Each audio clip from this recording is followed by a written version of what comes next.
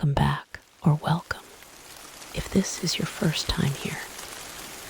You found a quiet place for dark stories, rain outside the window, and a voice to keep you company through the night. Get comfortable. Let the world fade away. Before we begin, tell me in the comments, where are you listening from? And is this a late night for you or an early morning? And if you enjoy stories like this, subscribe and turn on notifications so you don't miss future nights here. Story 1. The night I inherited my family's curse. I inherited my family's secret the day my grandmother died. And it wasn't the dusty, antique kind you'd find in an attic. It was a living, breathing thing, waiting for me in the walls of our old cabin. My name is Annika, and I should have never gone back to the place where my childhood nightmares began. It all started with a key, a letter, and a rule I was never supposed to break. The key arrived in a small, wax-sealed envelope, the paper smelling of mildew and lavender Grandma Alara's signature scent. The letter was simple, written in her shaky, spidery hand. Annika, the cabin is yours now. It needs a caretaker from our blood. Go before the first frost. Stay 3 nights. Do not, under any circumstance, open the basement door. Burn this letter. It was the kind of dramatic instruction it always rolled my eyes at. My family had a flair for the mysterious, a trait it happily shed when I moved to the city for a clean, modern life of glass apartments and predictable routines. But guilt is a powerful anchor. I was the only one left who could go. The drive to the family cabin was a journey into a fading memory. Nestled deep in the pine forests of the Pacific Northwest, the A-frame structure looked smaller, sadder than I remembered. The air was perpetually damp, smelling of wet earth and decaying needles. The first unsettling detail was the silence. No bird song, no rustle of squirrels. It was a vacuum of sound, as if the woods were holding their breath. The second was the state of the porch. Neatly stacked by the front door were 3 bundles of firewood, freshly split, the sap still glistening on the grain. Who had done that? The lawyer said the place had been locked up since Grandma's passing. The third was the door itself. The heavy oak was scarred with deep, parallel grooves, like something had been dragged repeatedly from the inside, trying to get out. I settled in, my rational mind dismissing the oddities. The wood was probably left by a well-meaning neighbor. The scratches, old damage from a pet, maybe. The silence was just the nature of deep woods. The cabin was cold, so I lit a fire in the stone hearth, the crackling logs the only company for my thoughts. The first night was a symphony of unfamiliar sounds, the groan of old timber settling, the whistle of wind through a crack I couldn't find, a faint, rhythmic thump from somewhere below that I convinced myself was just the plumbing. I slept fitfully, waking often to the oppressive darkness, feeling watched not from outside the windows, but from within the very room. All right, I have to ask you guys this, because I was thinking about it the whole time I was there. What's your biggest fear? something concrete, like spiders or heights? Or is it something more atmospheric? That feeling of being utterly alone, but knowing deep in your gut that you may not. For me, it's always been the latter. The fear of the unseen presence. That night, my fear had a name, the basement. On the second day, the subtlety vanished. I was making tea when I heard it clearly. A slow, dragging shuffle directly beneath the kitchen floorboards, followed by a soft, wet cough. My blood turned to ice. I stood frozen, kettle in hand, listening. Nothing. Then a whisper. It wasn't a word, just a sigh of air that formed my name. Annika. It came from the heating vent near the floor. I spent the day outside, despite the drizzle, my nerves frayed. That evening, I found the first photograph. It was tucked inside a cookbook, a faded Polaroid of my grandmother as a young woman. She was standing right here in this living room, smiling, but her eyes were wide with a terror that contradicted her grin. Behind her, in the dark hallway, a blurred, tall shape stood watching. I turned the photo over. In her handwriting, it is fed by attention. It grows stronger when you listen. The false safety came that night. The noises stopped. The oppressive feeling lifted. I actually managed to fall into a deep, exhausted sleep, believing I had imagined it all, that my grief and the creepy setting had conjured a shared family hysteria. I woke with the dawn, relieved. My 3-night obligation was up. I could leave. I packed my bag, my movements light with liberated fear. As I headed for the door, my foot caught on a loose floorboard near the rug. It tilted up, and beneath it, I saw not subfloor, but darkness. And in that darkness, nestled in the dirt, was a small, bone-chilling object, my own childhood locket, the one Id lost on our last visit here 20 years ago. It was tarnished and cold. How? Before I could process it, the dragging shuffle erupted directly under the floor where I stood. This time it was fast, frantic. It was heading for the basement door.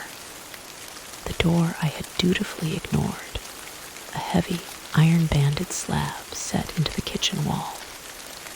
From behind it came a new sound, a scratching, not of claws, but of something blunt and persistent, tracing the outline of the door from the other side. Then a knock, 3 slow, deliberate raps. My breath hitched. Another 3 raps. This time, they were in the wall to my left.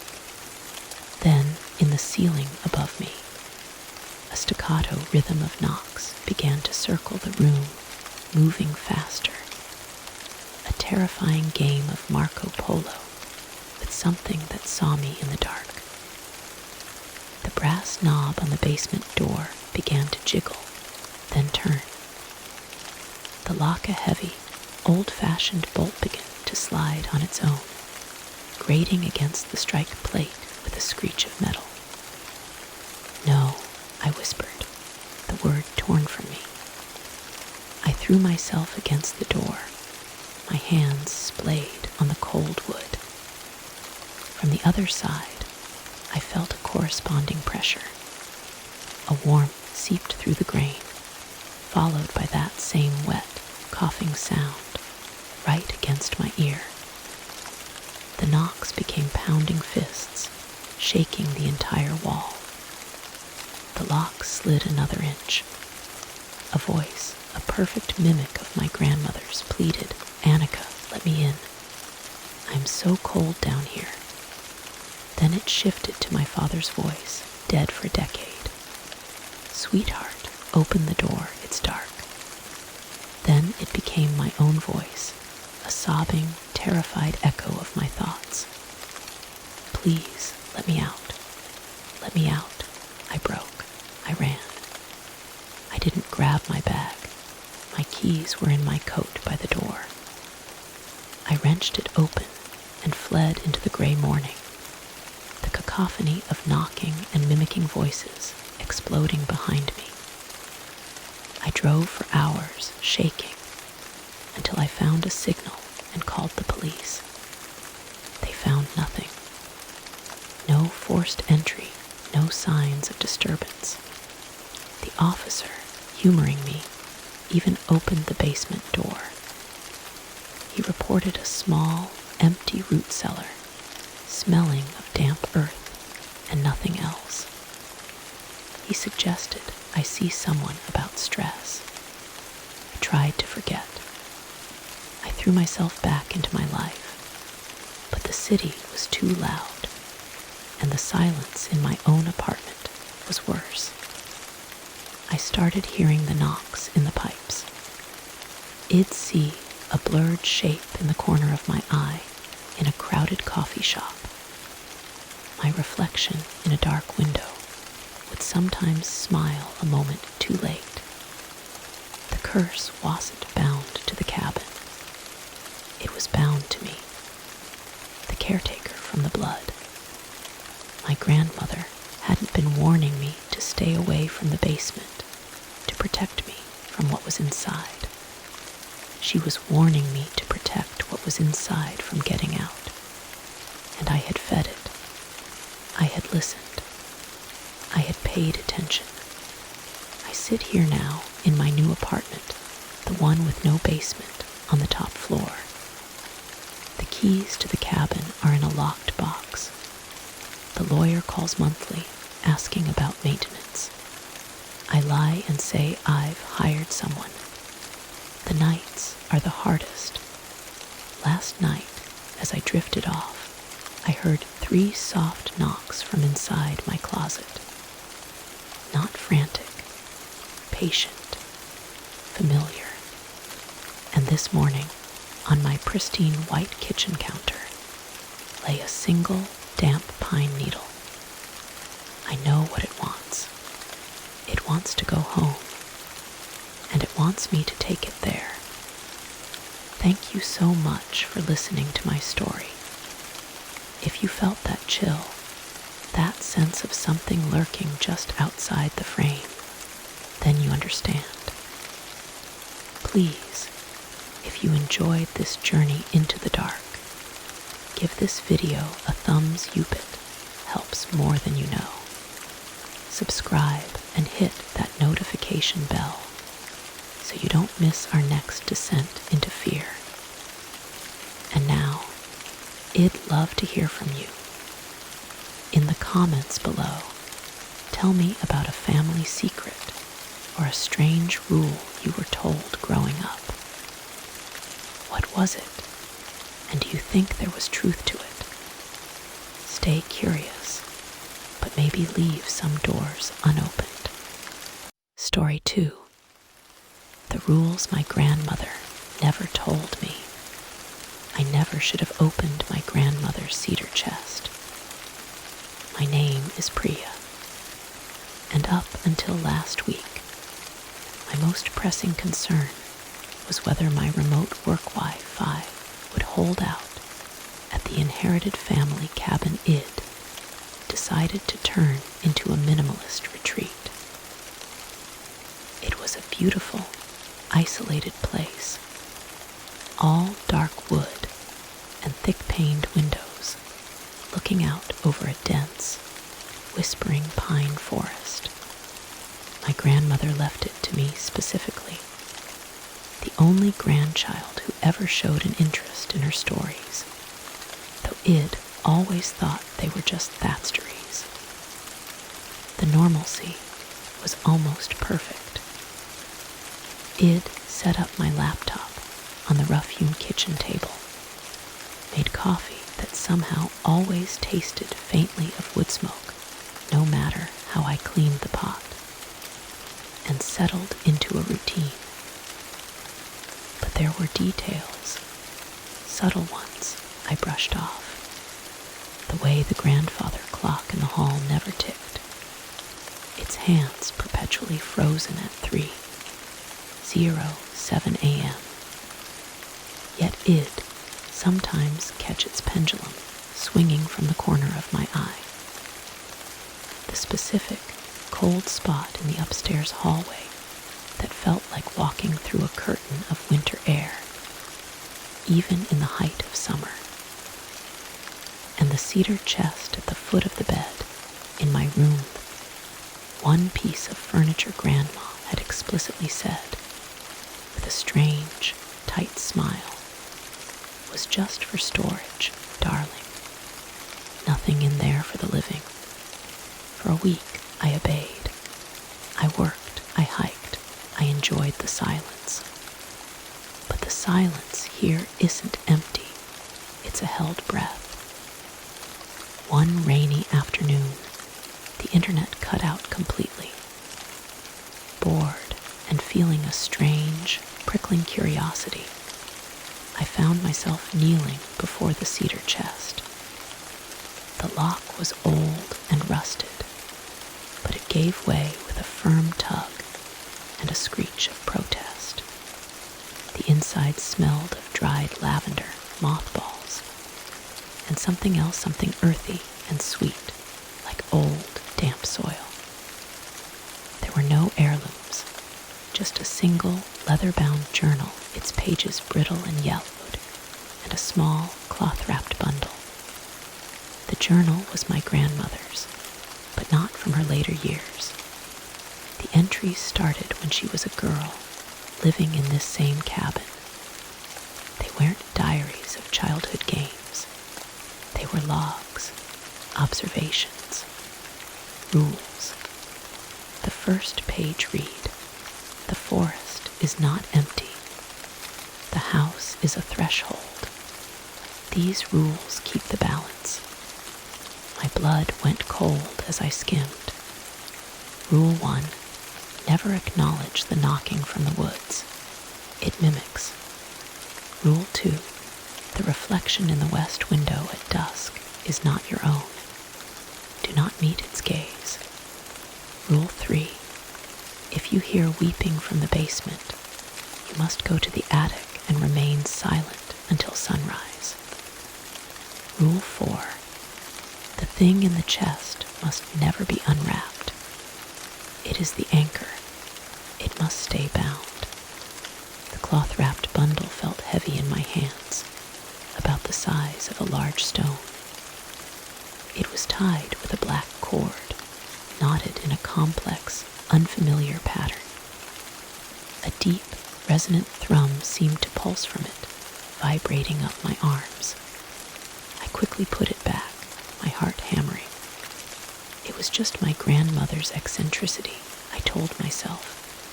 Folklore, the product of an isolated childhood. But that night, the knocking started, not on the door, on the living room window facing the deep woods. Tap, tap, tap. It wasn't frantic. It was patient. And it sounded exactly like my own knuckles on the glass. I froze, Rule 1 screaming in my mind. I didn't acknowledge it. I pulled the curtains shut and turned up the white noise on my phone. The knocking stopped after an hour. See, I thought, imagination. The power of suggestion. The next evening, as the sun bled orange behind the pines, I was washing a mug at the sink. The west window above it reflected my tired face back at me, but as the light faded, my reflection didn't. It stayed lit as if in a beam of moonlight, and it smiled. A slow, wide smile I certainly wasn't making. I spun around, but the room behind me was empty. My heart seized. Rule 2. Id met its gaze. I stumbled back, pulling down the shade with a rattling force. Okay, so here's where I want to pause and ask you all something. Have you ever had a moment where a family story, something you always dismissed as a silly superstition, suddenly felt terrifyingly, undeniably real? That shift from folklore to fact is its own kind of horror. Let me know in the comments. The false safety came 2 days later. Nothing happened. The sun shone, the birds sang, and I almost convinced myself id hallucinated from stress and isolation. I even laughed at my own fear, unwrapping a chocolate bar as I sat on the porch. That's when I heard the weeping. It was a soft, heartbreaking sound, filtering up through the floorboards near the old basement door. A child's weeping. Every human instinct screamed at me to go comfort it. But Rule 3 was clear. Attic, silence, until sunrise. I moved like a ghost myself, climbing the pull-down ladder to the hot, dusty attic. I sat in the dark, my hand clamped over my mouth, as the weeping turned to frustrated scratching at the basement door below, then to a furious, guttural pounding that shook the whole house. It lasted all night. I didn't sleep. I just sat there, sweating and trembling, until the first gray light of dawn seeped through the attic vent. The silence that followed was profound. I was shattered, but alive. The rules had worked. A wild, triumphant relief washed over me. Id passed the test. I climbed down, my legs weak, and made a decision. I was leaving, today. I couldn't live like this. Id pack, get in my car, and never look back. This cabin could rot. Packing was a frenzy. I threw my things into my suitcase. All that was left was the chest. I couldn't leave the bundle. What if someone else found it? What if they unwrapped it? My grandmother's warning was about it staying bound, not about it staying here. I'd take it with me, keep it wrapped, and figure it out later. I opened the chest, grabbed the heavy cloth bundle, and shoved it into my tote bag. The moment it left the chest, the air in the cabin changed. It grew thick, heavy, and cold. The light from the windows seemed to dim, as if a cloud had passed over the sun, but the sky outside was clear. I slung my bags over my shoulder and turned for the door. It was then I saw it. The reflection in the hall mirror wasn't mine.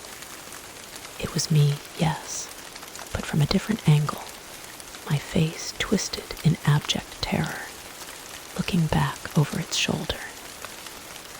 In the reflection, I saw the thing standing behind me. I couldn't move. I couldn't breathe. The cold radiating from it was paralyzing. I felt a presence, a form of shadow and wrong angles looming just over my shoulder. It didn't touch me. It didn't need to. In the mirror, my reflection's mouth opened in a silent scream, and then it slowly raised a finger, pointing not at the thing behind me, but at the tote bag on my shoulder. The bundle, the anchor. I had removed the anchor. The rules weren't just protections, they were a ritual containment, and I had broken the core tenet. The thing in the mirror tilted its head-me reflections, head-end, then the image shattered, not the glass, but the reflection itself, crumbling like broken film. I ran. I tore open the front door and sprinted for my car, fumbling with the keys. The engine roared to life. I didn't look back. I sped down the mountain road, the bundle a lead weight on the passenger seat. I drove for hours until the pines gave way to fields, and the panic subsided into a shaky, hollow exhaustion. It made it. I was free. I checked into a bland, brightly lit motel 50 miles away.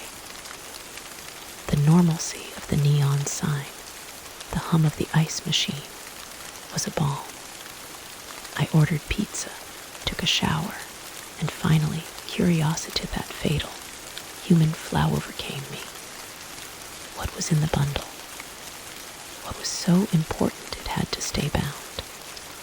Sitting on the scratchy motel bedspread under the harsh fluorescent light, I untied the black cord and unfolded the cloth. Inside was a smooth, dark river stone, and carved into its surface, in my grandmother's precise handwriting, was a single word, mine. The stone was cold, so cold it burned my palm, and as I stared at it, the motel room's lights flickered.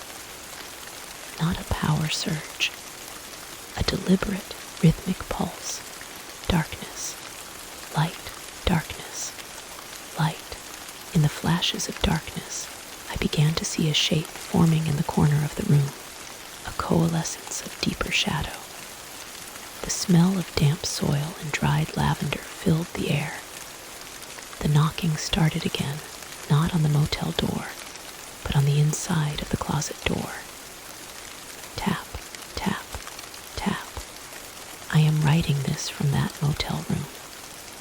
The lights are steady now. The knocking has stopped. The stone sits on the desk, a cold, dark eye. I think I understand the final, unspoken rule now. The rules weren't for keeping it out. They were for keeping me in. The cabin wasn't a prison for the horror. It was a designated hunting ground, and I was the cared-for livestock. By taking the anchor, I didn't release it. I simply moved the boundaries of its pen. And the thing carved into the stone isn't a declaration of possession from my grandmother. It's a label. Thank you so much for listening to my story. If you felt that chill, that sense of something lurking just outside the frame, then you understand why I had to share this. Please, if you enjoyed this tale, give this video a like. It helps more people find these stories. Subscribe and hit the notification bell so you don't miss the next journey into the unknown. And most importantly, tell me in the comments, what's the one family rule or story that has always stuck with you, for better or worse? Stay safe out there. Story 3. The house that remembered everything. I should have known the house was listening. My name is Lee, and I inherited my grandmother's cabin in the remote, whispering pines of the Pacific Northwest. It wasn't a grand estate, just a 2-story timber A-frame, all dark wood and green-tinted windows, nestled against a steep, forested hillside. It smelled of cedar, old books, and the faint, sweet decay of potpourri that had been sitting in the same china dish for 30 years. The silence there wasn't empty. It felt like a held breath. The first unsettling detail was the photographs. They were everywhere, but they were all of me. Not recent photos, these were grainy Polaroids and faded snapshots of me as a child, at ages couldn't remember visiting. Me on a swing I didn't own. Me blowing out candles on a cake I'd never seen. The second detail was the clocks. Every clock in the house, the cuckoo in the kitchen, the grandfather in the hall. The digital on the microwave was frozen at 3:07 a.m. The third was the feeling of being watched. A sensation so profound, I found myself talking to the empty rooms just to break its focus. Id moved in after a brutal breakup, seeking the kind of quiet where you can hear your own thoughts mend. The first few nights were a symphony of settling timber and wind through the pines. Then the noises started. Not bumps in the night, but sounds. A burst of child's laughter from the upstairs hallway, cut off abruptly. Sizzle and pop of bacon frying from the cold, empty kitchen at midnight. The distinct, staticky warble of my late grandfather's favorite jazz record, though his old player was in the attic, unplugged and draped in a sheet. It was as if the house was playing memories on a loop, but they weren't all mine.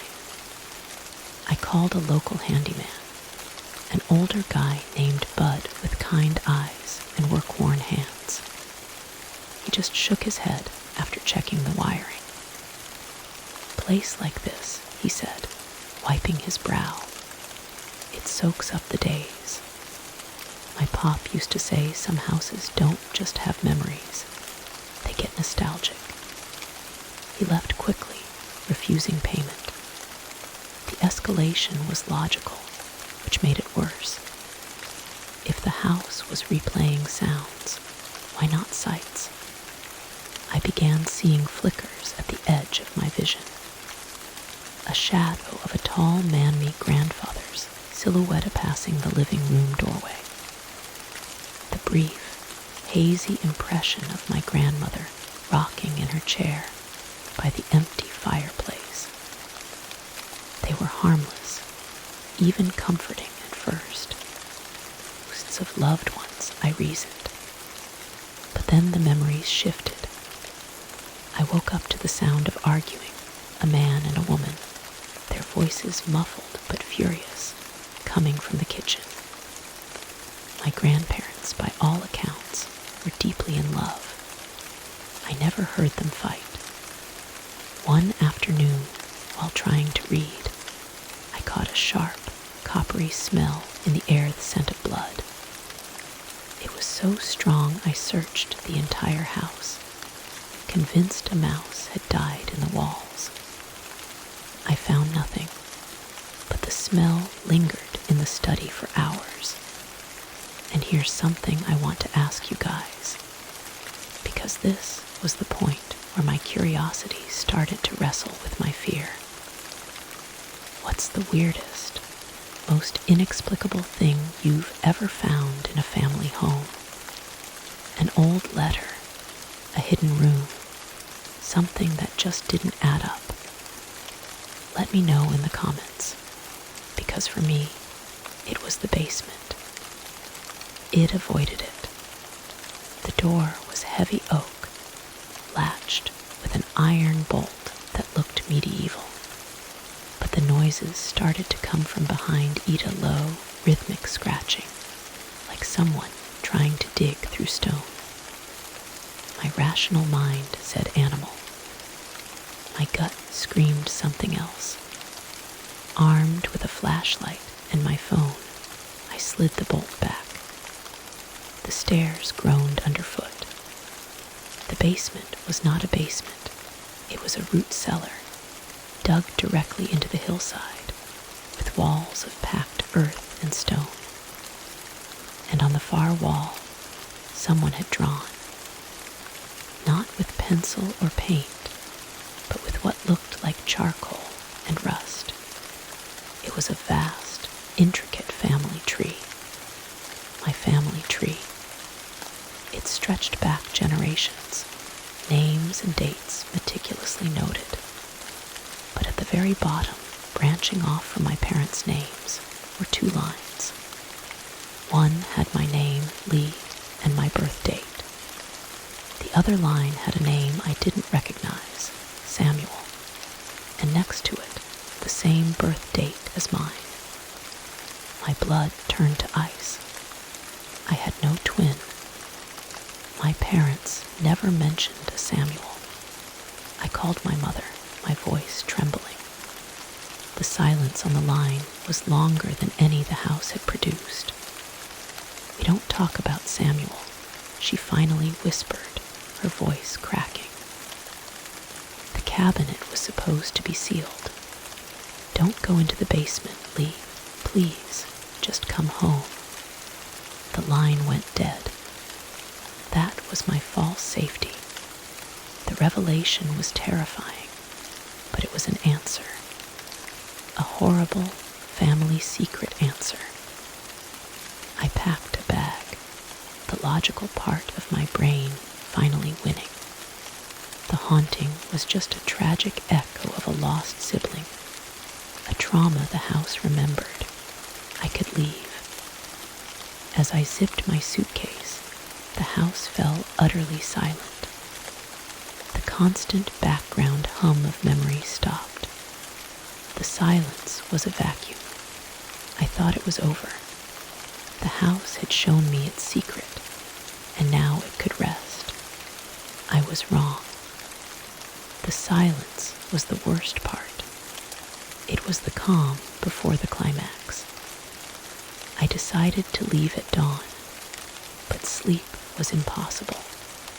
At exactly 3:07 a.m., every clock in the house began to tick in unison, a loud, mechanical heartbeat that filled the dark. Then the bedroom door creaked open. Not a flicker, not a shadow.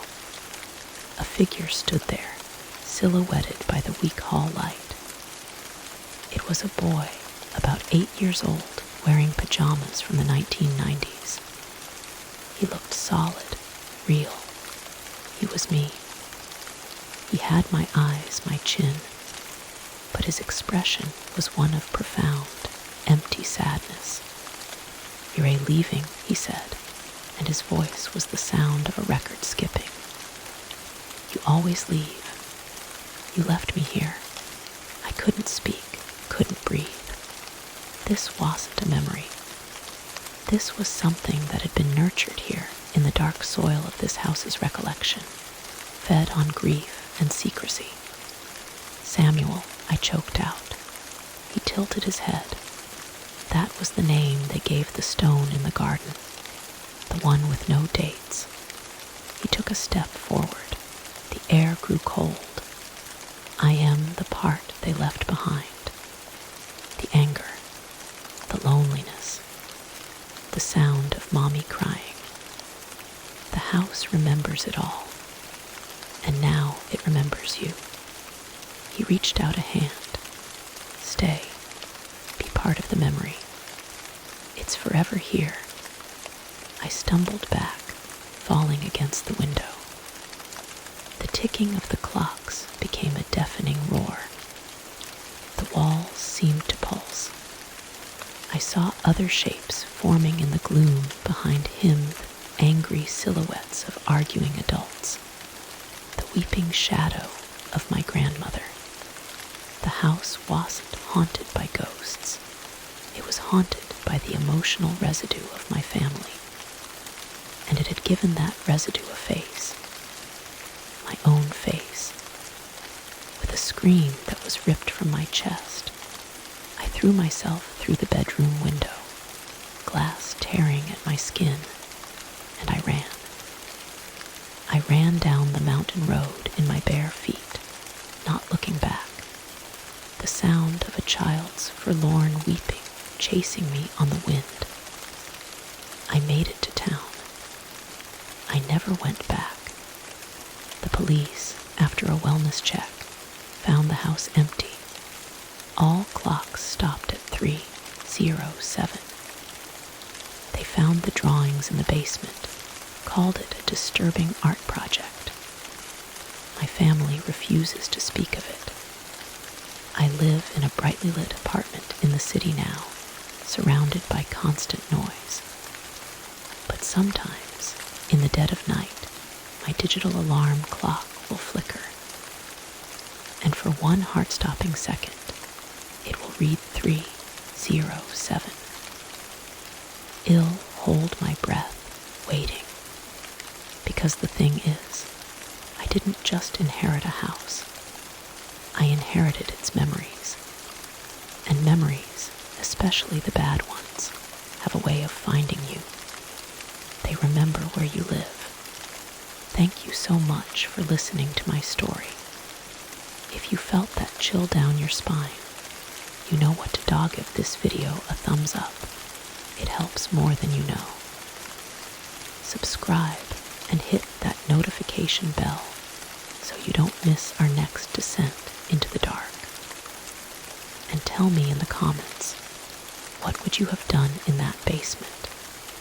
Stay safe out there. Story 4. What my grandmother left in the attic. I inherited my grandmother's obsession with order, but I should have left her secrets boxed up where they belonged. My name is Ava, and for my entire life, my grandmother's remote cabin in the deep woods of the Pacific Northwest was a place of rigid routine and quiet mystery. She died peacefully at 93, her affairs in perfect clinical order. The will was simple. The cabin and everything in it was mine, with one single underlined instruction: leave the attic be. The lawyer had chuckled, a dry, papery sound. Eccentric old bird, probably just junk up there. But I knew my grandmother. She was not eccentric. She was precise. A command like that wasn't a suggestion. It was a warning written in legal ink.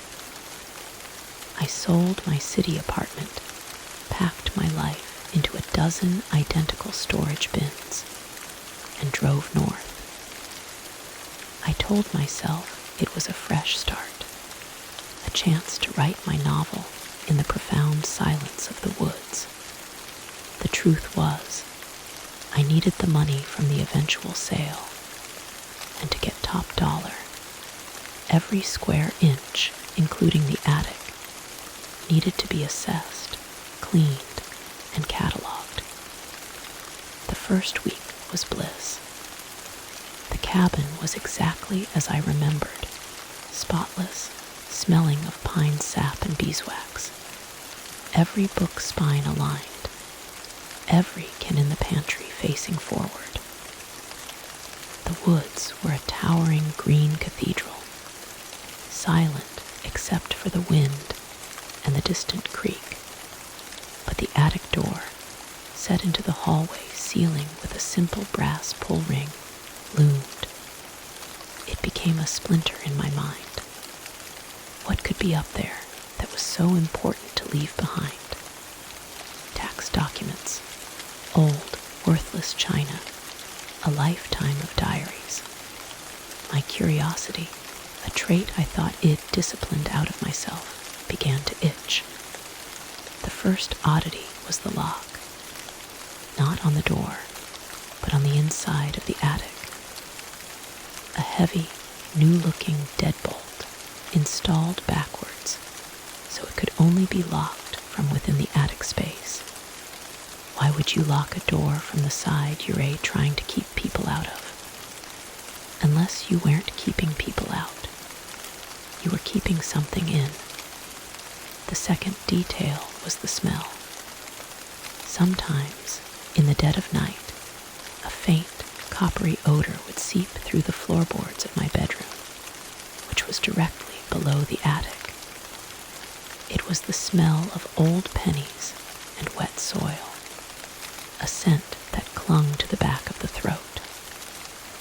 I'd tell myself it was the ancient plumbing, the rust in the pipes. The third thing was the silence. The woods were never truly silent. There were always creatures moving, branches settling. But directly above me, in the attic, there was a void. No scuttling of squirrels, no rustle of nesting birds, just a thick, absorbent quiet that seemed to swallow sound. So, tell me, what would you have done?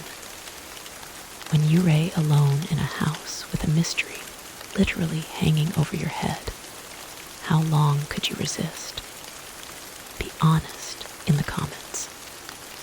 I lasted 17 days.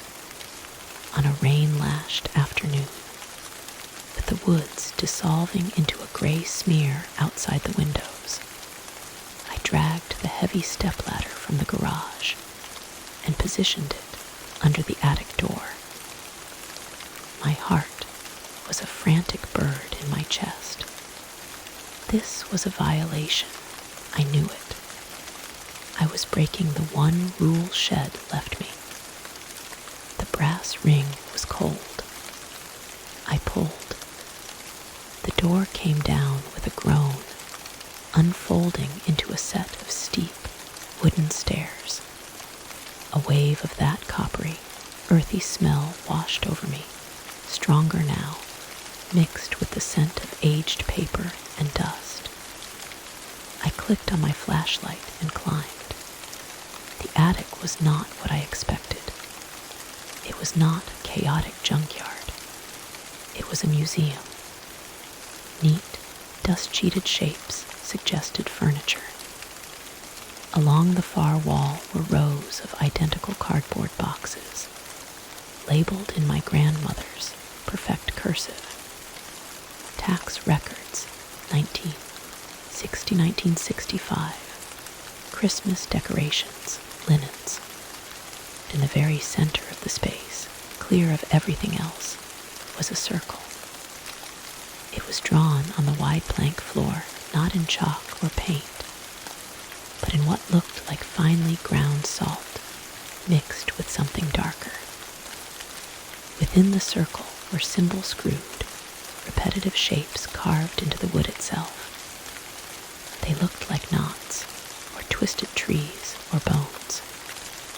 Arranged at the points of a star within the circle were 5 small clay bowls. They were empty, but stained a deep, rusty brown at their bottoms. My skin crawled. This wasn't junk. This was a ritual space. My rational mind flailed for an explanation. A weird artistic phase. Some forgotten folk tradition. I moved my flashlight beam. Behind the circle, leaning against a trunk, was a large, leather-bound book. I stepped over the salt linea stupid. Instinctive move, I would curse myself for ladder and picked it up. It was a ledger, but not for finances. The pages were filled with dates, going back decades. Next to each date was a name. Marlowe, Jericho, Alistair, Lysandra. Names that sounded like they belonged in Gothic novels, not in my grandmother's meticulous records. And next to each name, a single word, sustained. The last entry was dated 3 days before her death. The name was Kale. The word was weakened. A cold deeper than the attic chill seeped into my bones. I heard a sound then, so soft I almost mistook it for the rain on the roof. A dry, shuffling scrape, like bare feet on wood. It came from the darkest corner, behind a tall, sheet-covered wardrobe. My breath hitched. The beam of my flashlight trembled. "Hello," I whispered, the words swallowed by the dense air. The scraping stopped. The silence that followed was absolute, a held breath. I stood frozen, the ledger heavy in my hands. a sigh. A long, weary, human-sounding sigh that seemed to come from right beside me. I ran. I clattered down the stairs, slammed the attic door shut, and leaned against the wall, gasping. For days, I tried to rationalize it. A rat, the wind, my imagination, fueled by isolation and the creepy tableau. I avoided the hallway. I played loud music to fill the silence. I almost convinced myself. Then the noises started in the walls. Not scratches, but knocks. Deliberate, spaced out raps that would travel from the kitchen wall to the bedroom wall, as if something was pacing inside the very bones of the house. One night, I woke to see the figure. It was just a shape, a man-shaped shadow darker than the rest of the room, standing at the foot of my bed. I couldn't move, couldn't scream. It simply watched me until the first gray light of dawn bleached it away. That was the false safety. The terror was so acute, so total, that when the next few nights passed without incident, I actually began to relax. The shadow was a sleep paralysis demon, a hypnagogic hallucination. The knocks were expanding wood. Id spooked myself with the attic nonsense.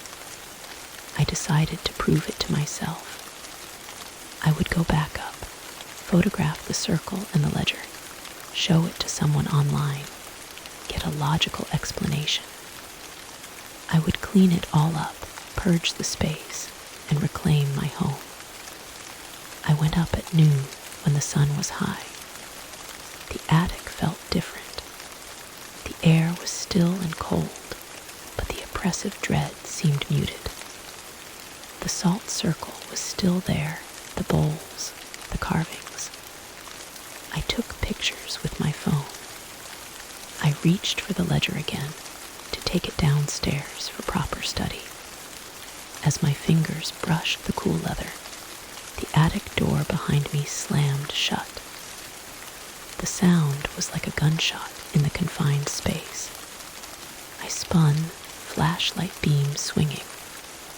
The door was latched from the outside. No, not possible. The pull ring was on this side.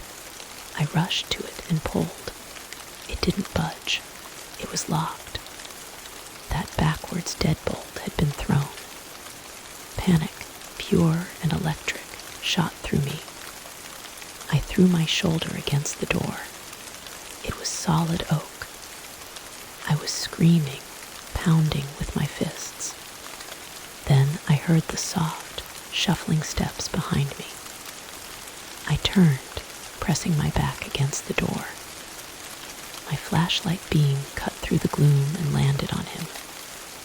He stood just outside the salt circle. He was pale, so pale his skin seemed to glow in the dark. He was gaunt, wearing tattered, old-fashioned clothes. His eyes were the worst deep, hollow sockets that held not pupils, but a kind of swirling, hungry darkness. This was Kale, not weakened, hungry. He didn't rush at me. He tilted his head, studying me with an alien curiosity. Then he smiled, a slow, terrible stretching of thin lips over two sharp teeth. The bloodline continues, he whispered, his voice like dry leaves skittering on stone. But the keeper is gone. The pact is thin. What do you want? I sobbed, my voice breaking. Sustenance, he hissed. He took a step forward, his bare, gray foot hovering at the edge of the salt circle. He flinched, pulling it back as if burned.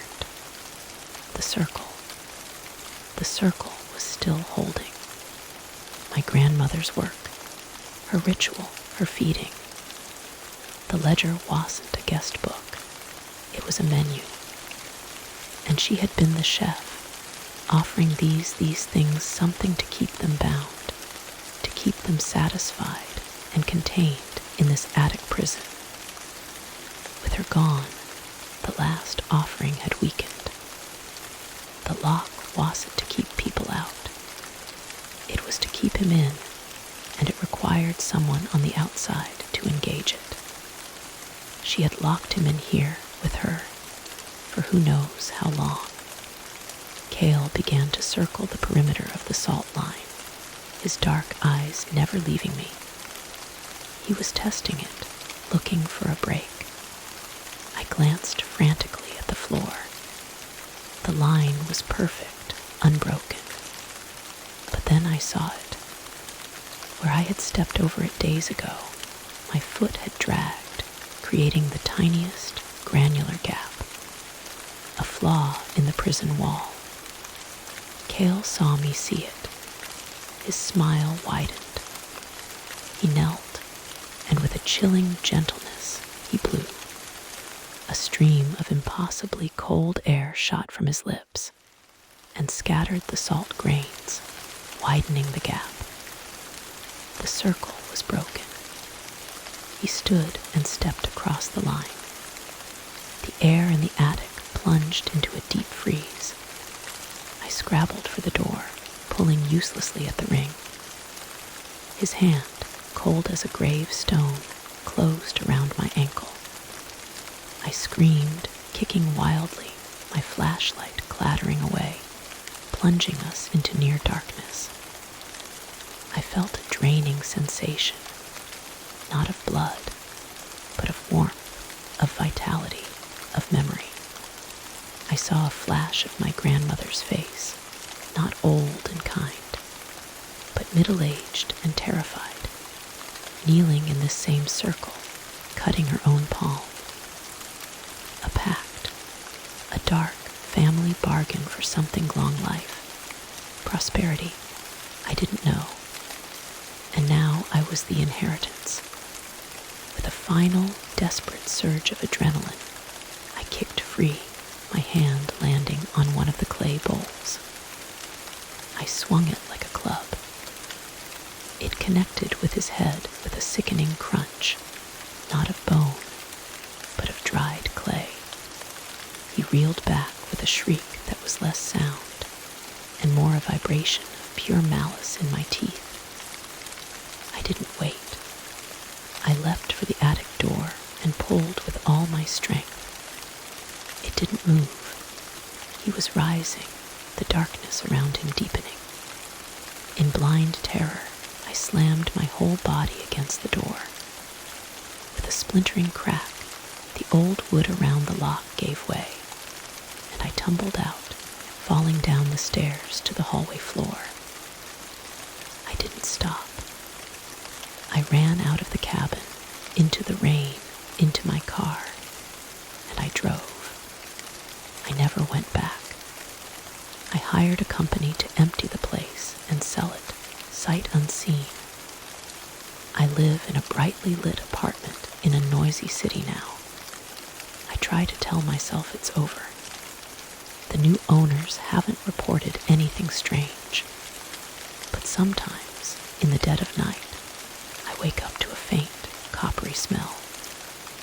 And I know, deep in the marrow of my bones, that a pact made in blood doesn't end with a change of address.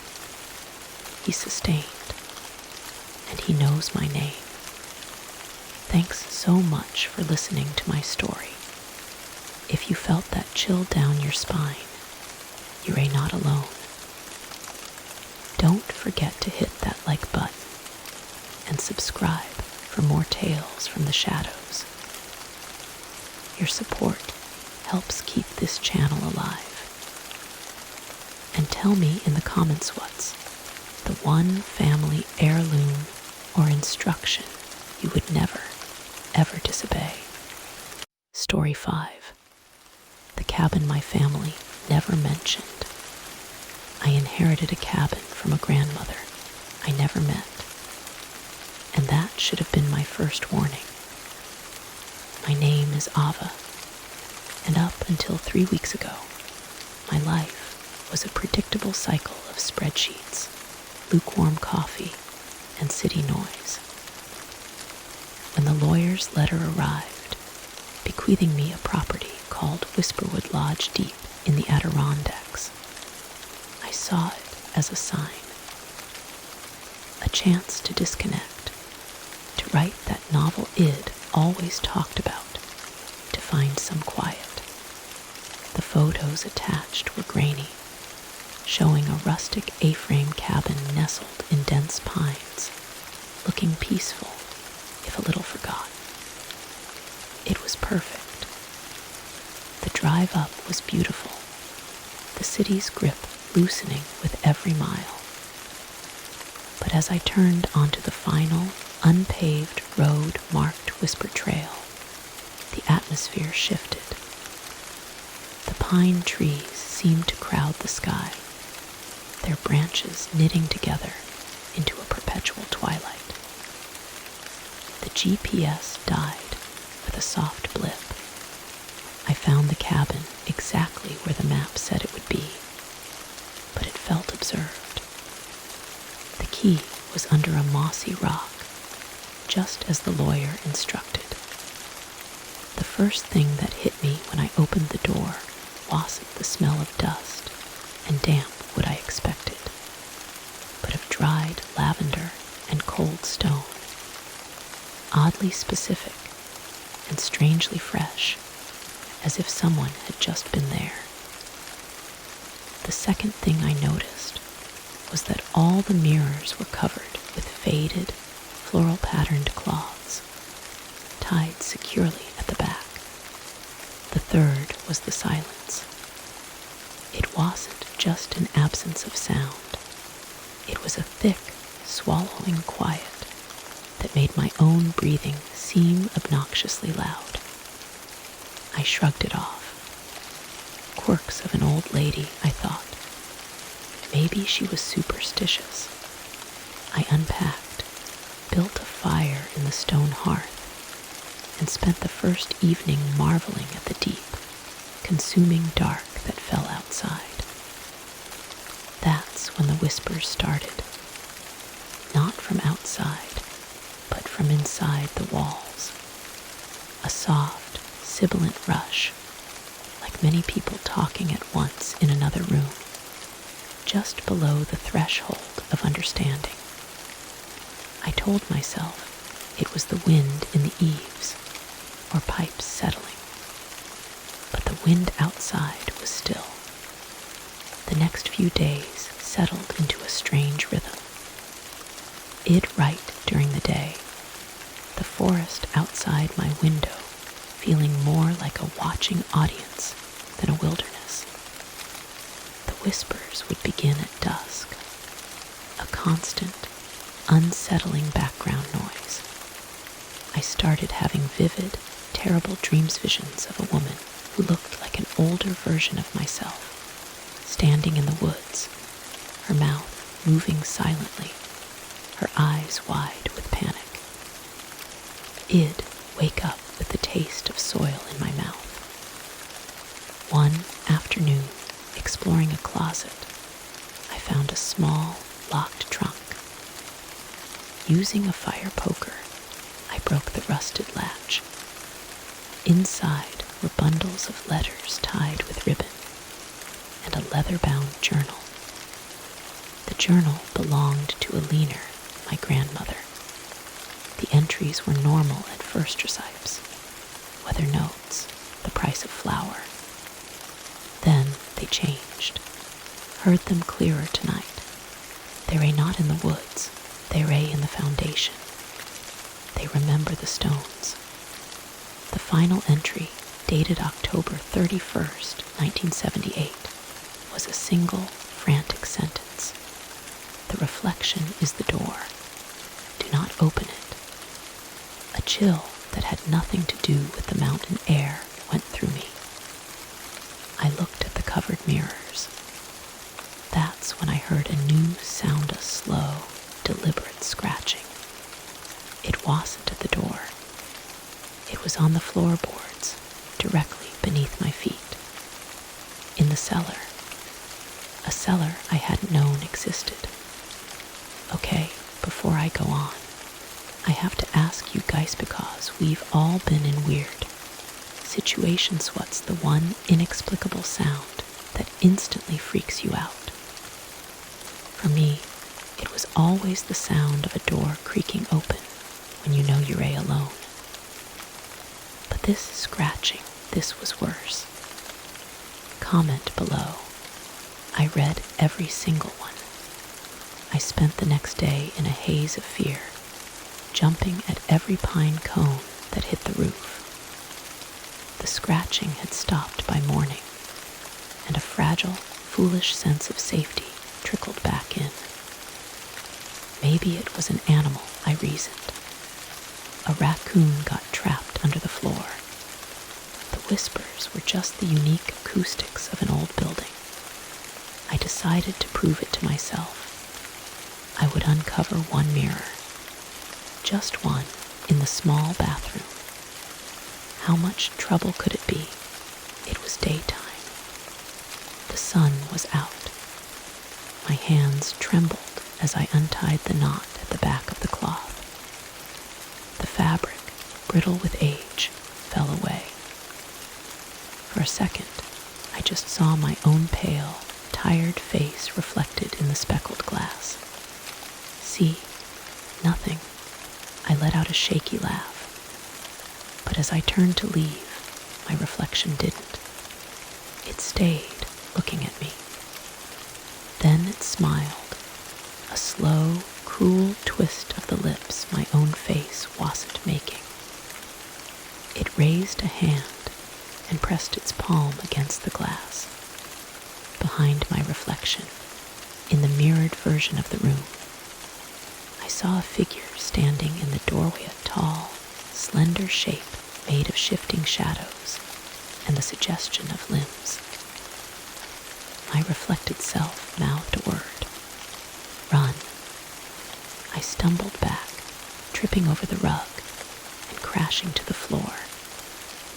When I looked up, the mirror showed only my own terrified expression, the empty doorway behind me.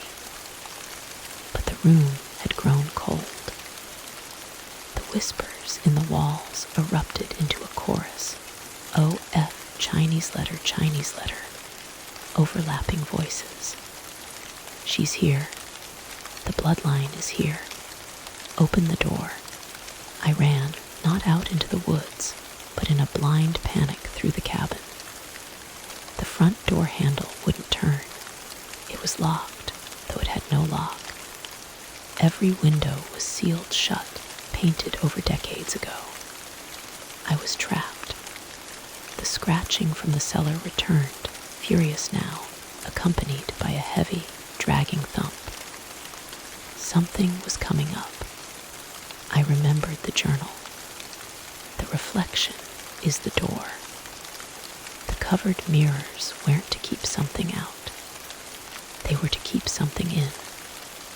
And I had opened one. The door to the cellar, which I had never found before, was suddenly there in the hallway floor, a dark, square hatch that hadn't been there an hour ago. It began to lift, inch by inch, with a groan of rotten hinges. A smell wafted upward, earth decay, and that same dried lavender. The whispering became a deafening roar in my mind. From the darkness of the cellar, a pale hand, slick with grime, gripped the floorboards. I did the only thing I could think of. I grabbed the floral cloth from the hall mirror, and without looking at the glass, threw it over the bathroom mirror I had uncovered. The moment the cloth settled, the whispering cut off. The cellar hatch slammed shut with a final, deafening crack, vanishing back into the seamless floor. The silence that followed was ringing and absolute. I spent the night huddled by the fire, clutching a kitchen knife, staring at the cloth-covered mirrors. first light, I fled.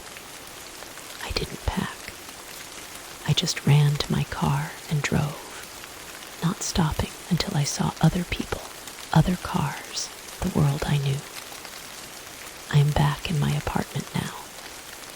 The city noise is a comfort.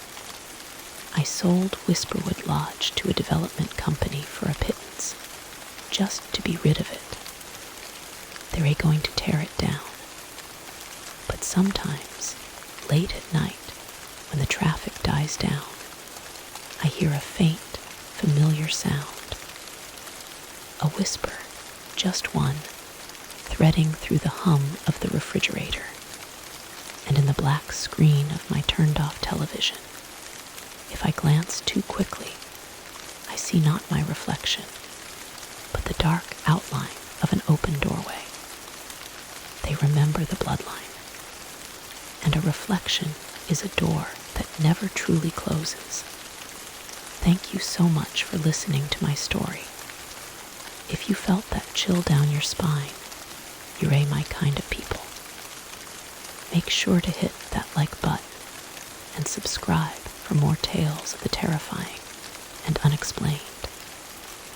Your support is what lets me keep digging into these dark corners. And tell me in the comments would you have uncovered the mirror. Thank you for being here tonight. If this story helped you relax, don't forget to leave a comment, like the video, and subscribe to our channel. Sharing this with your friends helps the channel grow and brings these stories to more late-night listeners. Now, let the rain take over.